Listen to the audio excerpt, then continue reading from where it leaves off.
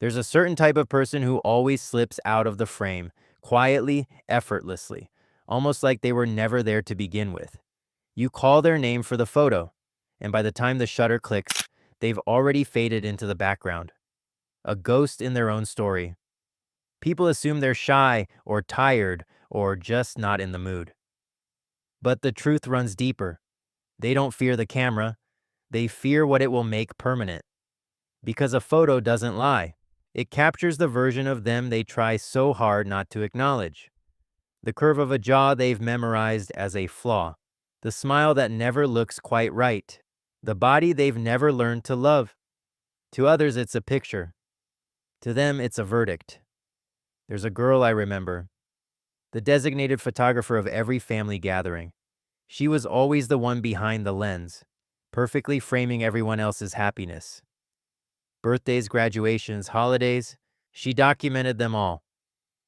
But when you flip through those albums, she's a ghost story, a presence you feel but rarely see. It wasn't an accident. She once confessed, "I like being the one who captures the moment, because then nobody has to capture me." And it wasn't sadness when she said it. It was fear. Fear of being misunderstood by her own reflection. People who avoid being photographed are experts at disappearing. They joke about being unphotogenic. They take the pictures so they won't have to be in them. They say, "No, no, I look terrible today." As if today is any different from yesterday. They're not hiding from the lens. They're hiding from the narrative. The one where they are seen without permission and without control.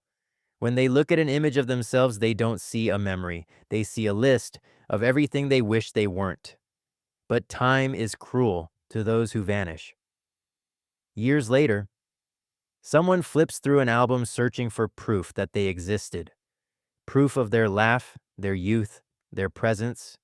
Proof of a life shared together. And all they find is a hand on someone's shoulder, the edge of a sleeve, a blur on the far left side. They were there for every moment, yet somehow missing from the record, because they believed they made the picture worse. But the truth is, they were the one thing missing from every perfect shot. People think avoiding the camera is insecurity, but often it's heartbreak, quiet, private, deep. It's growing up in a world that convinced them their beauty was conditional, dependent on angles and lighting and someone else's approval. They learned to critique themselves so harshly that being seen became a risk. If you're someone who steps out of the frame, who hides behind the lens, who believes the story looks better without you in it, just remember this. A photo isn't meant to flatter, it's meant to remember. And the people who love you don't want to look back years from now and search for the place you should have been standing. You deserve to be visible in the story you lived. Step into the picture, not for the camera, not for the world.